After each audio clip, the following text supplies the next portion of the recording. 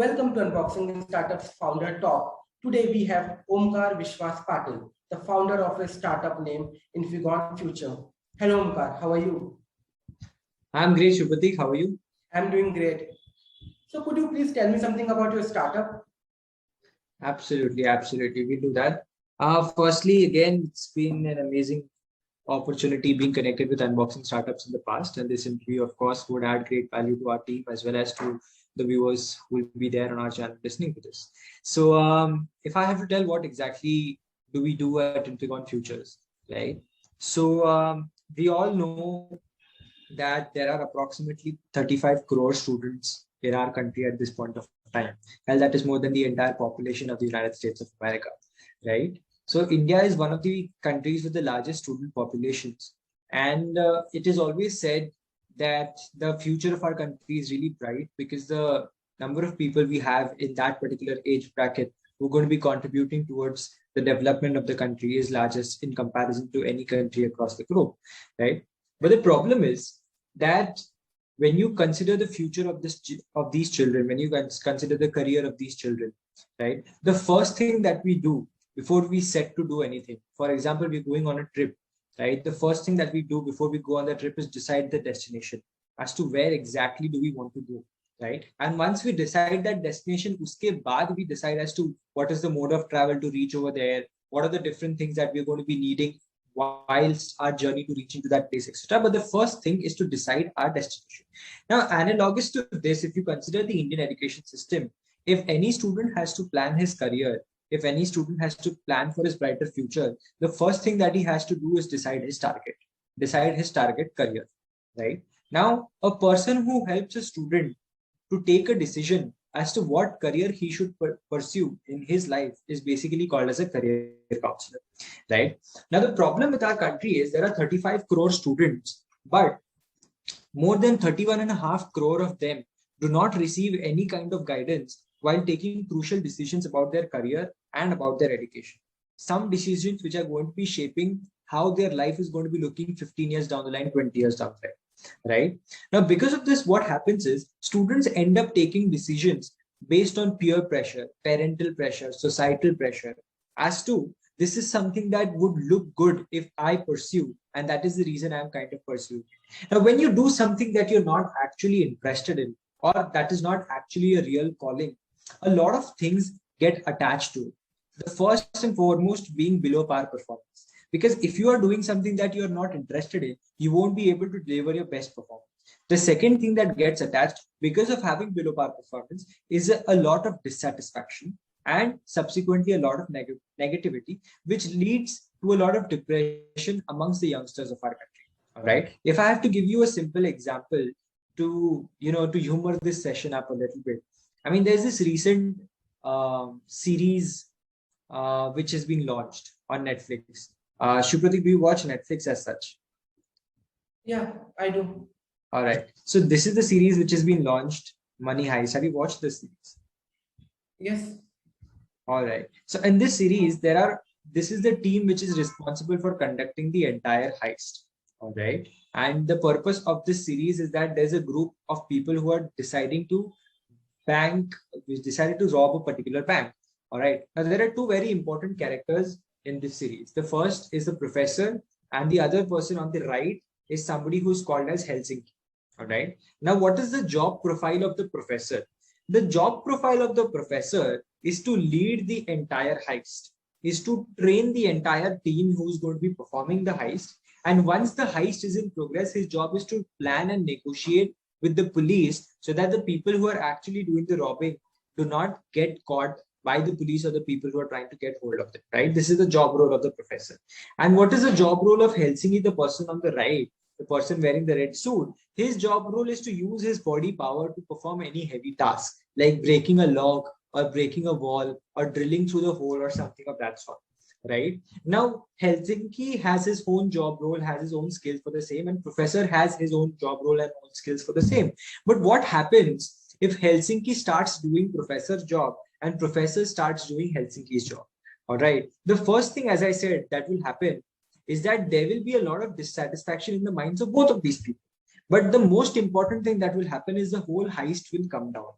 Okay, the army, the police who are there to get hold of them will be able to get hold of them because the people who are doing the jobs are not supposedly good at their jobs. The second thing which will happen is people around Professor and Helsinki will stop trusting them because the kind of guidance they are giving, the kind of work they are doing is not up to the standards, and that is the reason people around them will stop trusting them. The task that they are doing will come down, it will not happen, and ultimately lead to a lot of negativity, a lot of damage, a lot of mediocrity in the lives of Helsinki and Professor. Therefore, just to give you a live example of what I was saying, but analogous to the Indian education system, as I said, more than 31.5 crore students do not receive any kind of guidance while taking their decisions. Now, that's all right. I mean, people are not receiving guidance. Now, what is the repercussions of the same?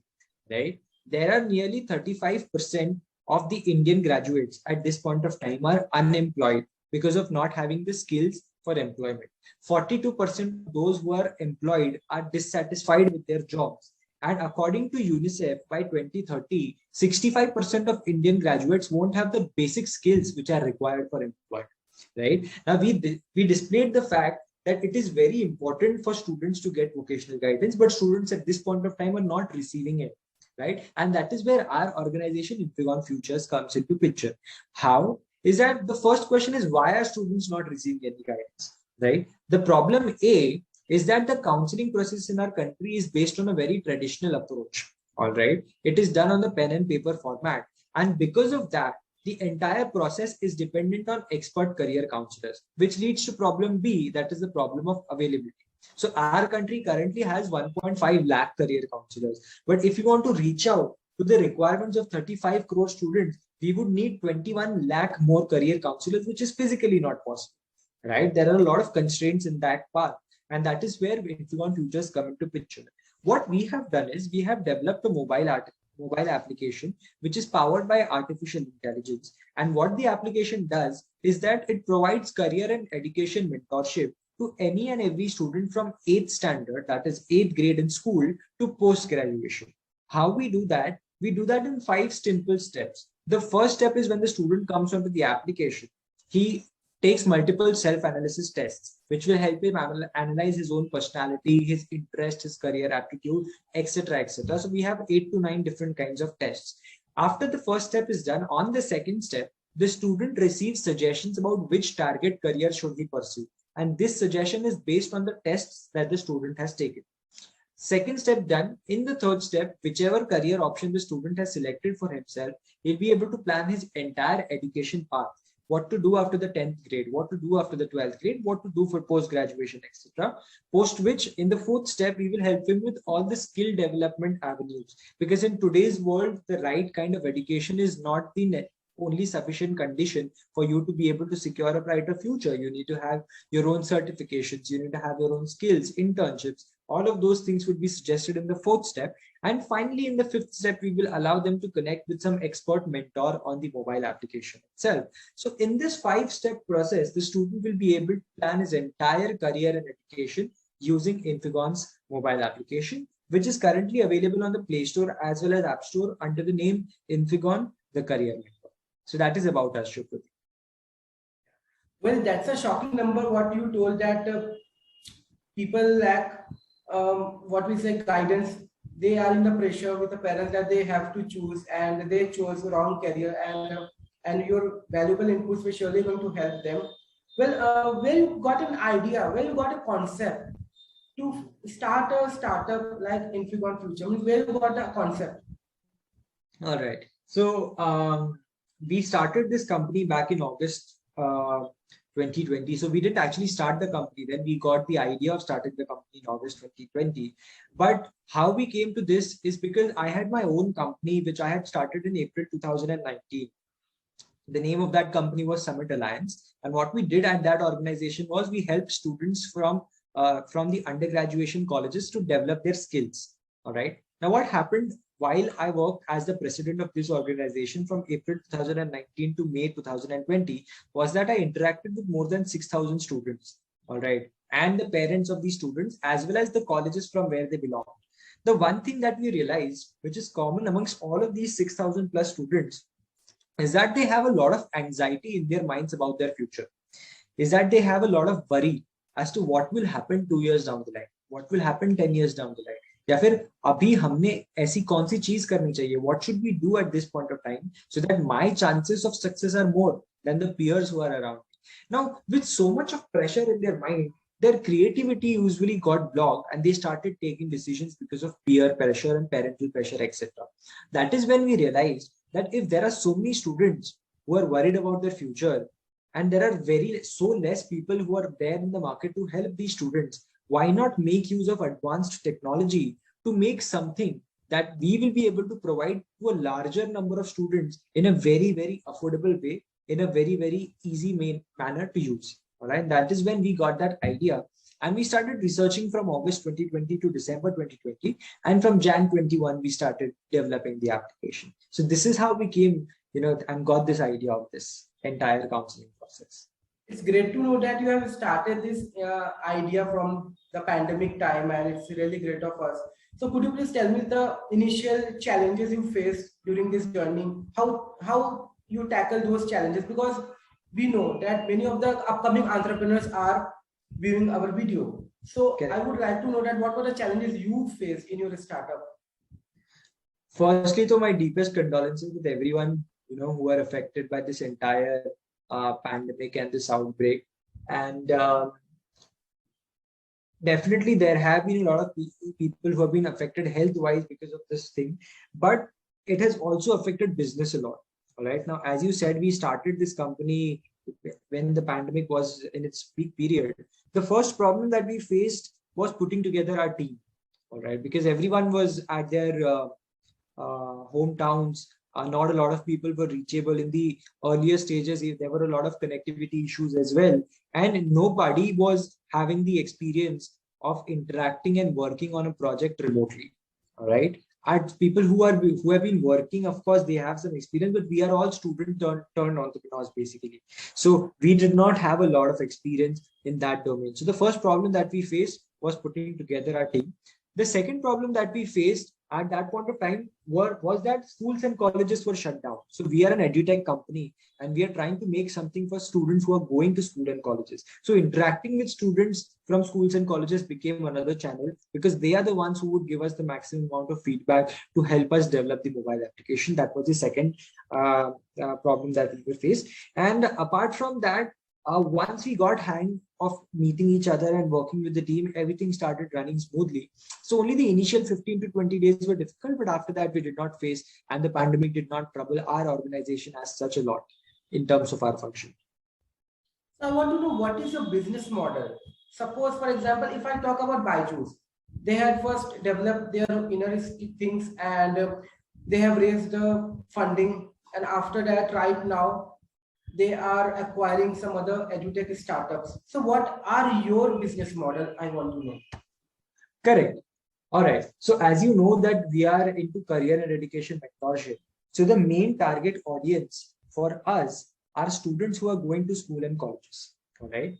Now, where do these students go? These students go to schools, these students go to colleges, and these students, apart from these places, spend maximum amount of their time at tuitions or classes or something of that sort, right? So that is our main business model, all right? So what we are doing is we establish associations with schools, colleges, and tuitions, all right? And through these associations, basically, this is called as a B2B2C association. And through these associations, we make sure that when we are signing a deal with a particular school, with a particular college, all of those students and colleges are provided with our mobile application. And any and every time the students from that particular college with whom we have signed a deal have some doubts about their career, their education, they are redirected to us, and we are the ones who are responsible to solve all of their doubts related to their career. So we established and started with this model from the first week of August approximately, and so far we already have associations with more than 75 college committees. A couple of them include college committees from colleges like IIT Patna, NDI Gurgaon, and IIT Durgapur, etc. as well. So that is our main business model. Okay, so I want to know, how did you raise funding? Because majority of the startup have problem with the lack of funds. So when it comes to funding, how do you manage that? How did you manage to receive funding from some others? Could you please share some tips? Correct. So Shubhratik, at this point of time, our entire startup is completely bootstrapped. All right. So whatever funds are required to run the startup are coming from the founding team of our organization, of our startup. But we started back in January 21. All right. We started the development and the expenditure started from January 21. Only the initial 3 to 4 months required funding from our pockets. After that, as I mentioned, we started rolling the product in the market and gaining clients. All right. So we have developed an honest set of clients which has started generating referrals as well as more clients for us. And now whatever our requirements are completely being met by the revenue that we make from developing more and more clients on board. So that is the scenario. But definitely down the line, we are planning on incorporating 2 more features in the mobile application, which are going to be making use of advanced machine learning algorithms, for which we are going to be requiring a larger team. So we are looking forward to start the process of looking forward to raise funds by January 2022. So that is when we will get into the process. Surely, if we are able to do that by April, we will share our experience about fundraising also with you in the next interview.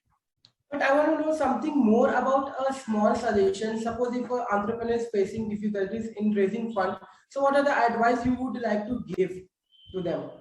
Correct. So the thing about today's entrepreneurs is that, I mean, there have been so many unicorns which have, which our country has given birth to, especially in the past couple of years, right? So a lot of youngsters are looking forward to them and being motivated by that. But that is also leading to one negative fact, that entrepreneurs today feel that startups are all about raising funds. And if I don't raise funds, then probably I'm not doing the right thing or I'm not going in the right direction, etc.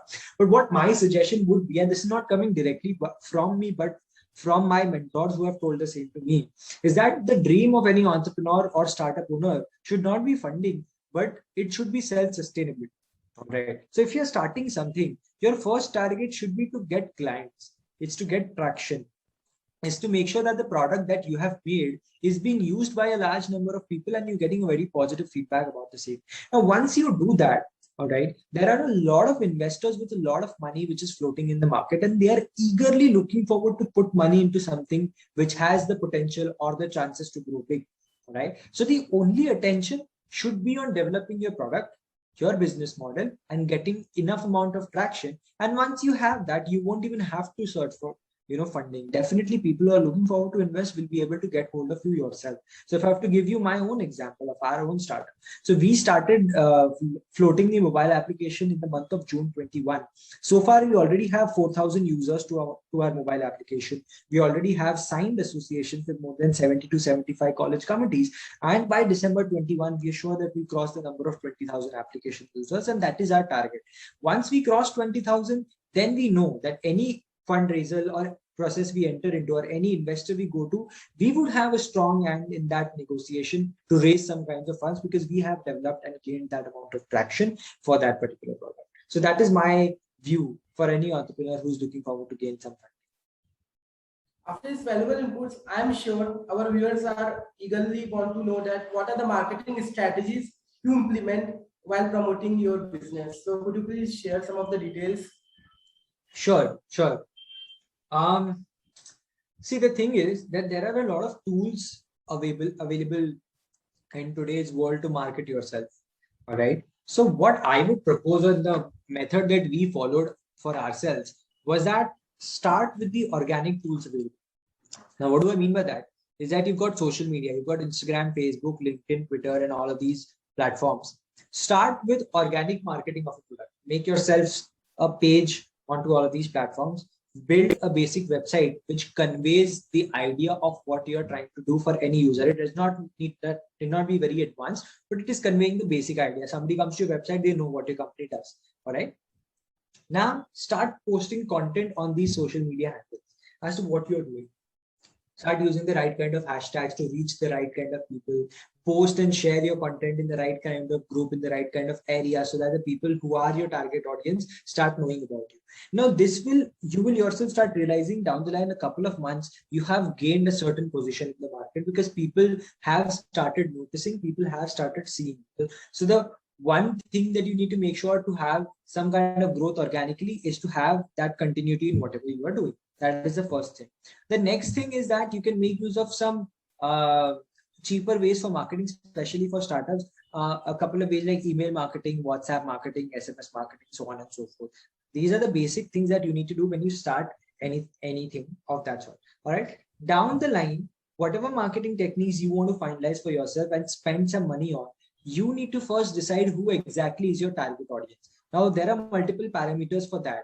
First is which geographical area does your target audience belong to? Second, what is the age group of your target audience? Third, what kind of profession does your target audience belong to? Now, when you make a note of all of these things, combine all of these parameters related to your target audience, and then decide what are the marketing techniques that you want to use so that you can reach to the right kind of people who are supposed to be your target audience for your product. So basically start with the organic methods and then move towards all of the advanced methods available. So that would be our suggestion to anyone who's starting new and looking forward to some marketing techniques. As you just mentioned that you have to see the population, you have to see the majority of the audiences. So how you implemented these things in your business? So initially, generally startups, what they do is that they do some market research, and on the basis of that, they come to a conclusion about this is my target audience. So what we did was we followed the approach wherein we started, reaching out to anyone and everyone in the education sectors, to school students as well as college students, etc. And then we started providing our services to them for free. And then we tried to analyze as to who exactly is having a lot of reception towards our product. All right. Now we went and approached a couple of school students. For example, we approached 10 people, out of whom 2 of them were school students. We approached to them, we gave a product to them for free, but we did not get a query back from them. We did not get any solution or doubts from them. So we moved on to 11th and 12th grade students.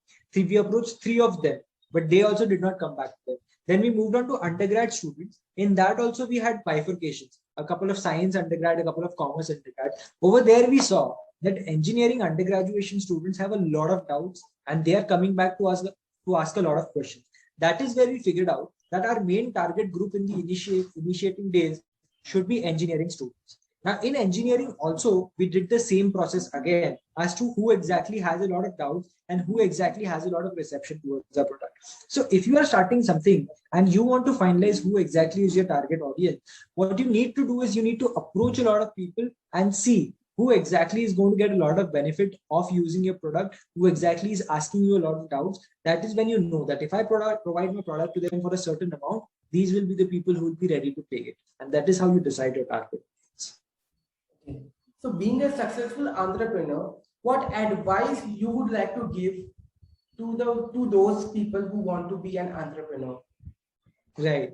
Now, what we have, experienced ourselves, at the same time, what we have heard our mentors tell us, there are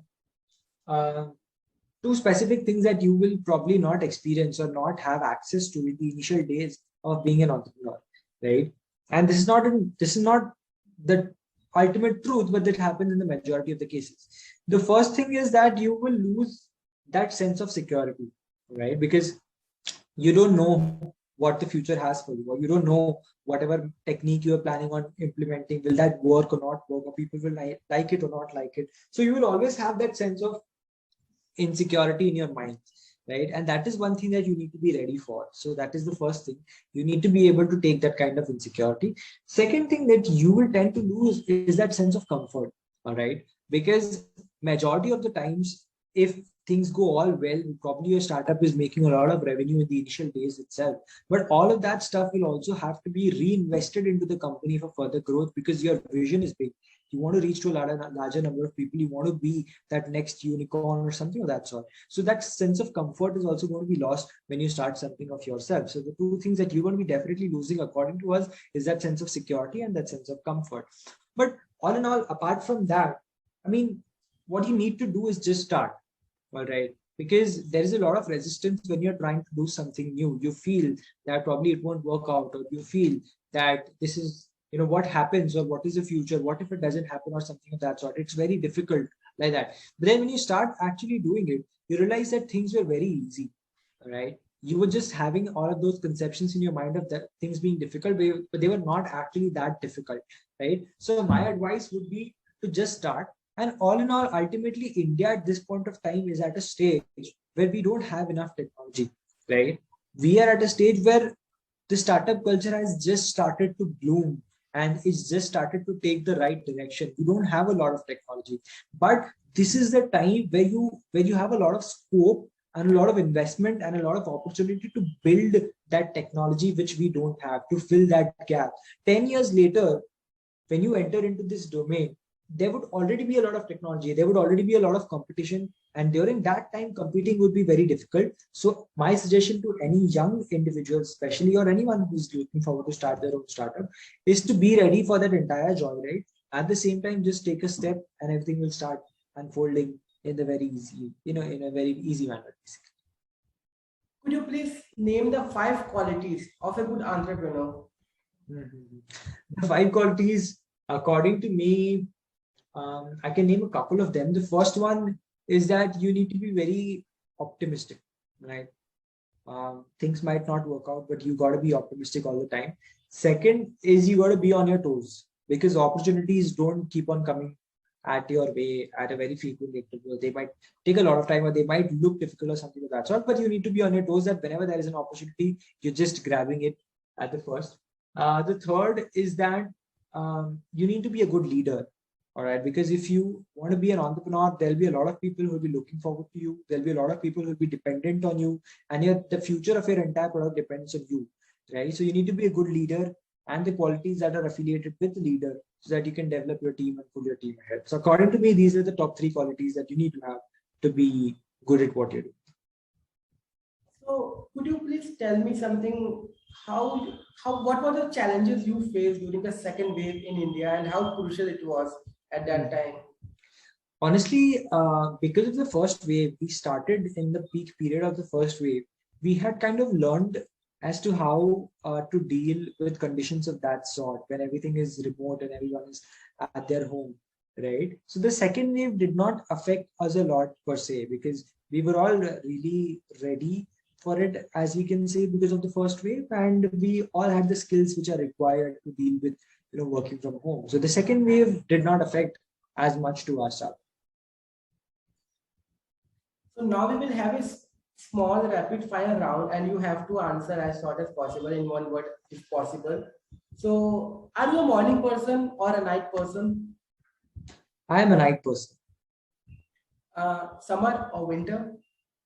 Summer, definitely summer. Reason? Winter is really cold, and I don't like that kind of coldness. I like to have that freedom of being able to go anywhere at any point of time. So summer is good for me. So, who is your inspiration and why? Inspiration for me, all right, is definitely Ritesh Agarwal, right? Because I started looking at Ritesh Agarwal.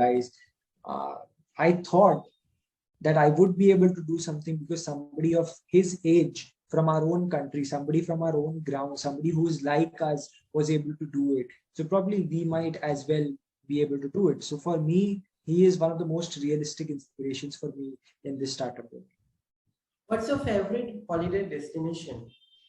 I have not taken a lot of vacations for the past 3 years, but I would definitely like to go to Switzerland someday. Okay. What would you change about yourself? About myself is that I tend to micromanage a lot, because I like things to be happening in a certain way, and because of which, even if I have allotted the work to somebody, I constantly keep in touch with them to take updates about the same, which wastes a lot of time of myself, at the same time irritates the person who has been allotted the work to. So I would like to be the person who is able to dedicate a responsibility to somebody and then not think about it again. So yeah, that is what I would change about myself. What's something you don't want to do, but unfortunately you are doing? If I had the choice, I would not focus a lot on making revenue for our startup right now, because there are a lot of features which I have planned for our mobile application, but I have to put a pause on them because I need to generate some cash flow to be able to afford the team to develop those features. So if I had the choice, I would never focus on revenue generation and always focus on product development and ideation. So that is something that I wouldn't want to do, but I'm still doing for the development of ours. Well, who is your favorite superhero? For me, I would say it would be Batman. Right? I mean, there's been some kind of confusion over here, or some this debate that Superman is much better. He's more brighter than, and he's more optimistic, or something of that sort. He's more good than Batman. But for me, Batman is good because in the initial days he did not. I mean, it's just a personal choice, basically. What is your favorite book? For me, The Magic of Thinking Big, written by David Schwartz, because that book really inspires you, and I make sure that I read that entire book at least once a month. What have you done that you are most proud of? What have I done? This mobile app that we have made for career planning, because there have been so many reports which talk about the future of our country not being as bright as it should be because of the lack of skills in the youngsters of our country today. And if we are able to bring a substantial change in the market, in the minds of the students because of this application, that would ultimately help the country towards, a brighter path. So that is one of the things which I'm most proud about. Thank you, Omkar. Thank you, Prateek. It was absolutely a fantastic experience talking with you. Yeah, me too. Well, that's the end of the interview. And thank you, Omkar, again for your valuable business insights.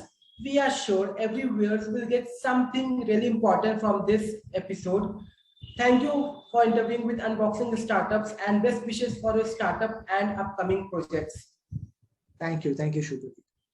And yes, before we leave, don't forget to like, share, and subscribe to our channel, and don't forget to hit the bell icon so you don't miss the latest video from Unboxing Startups.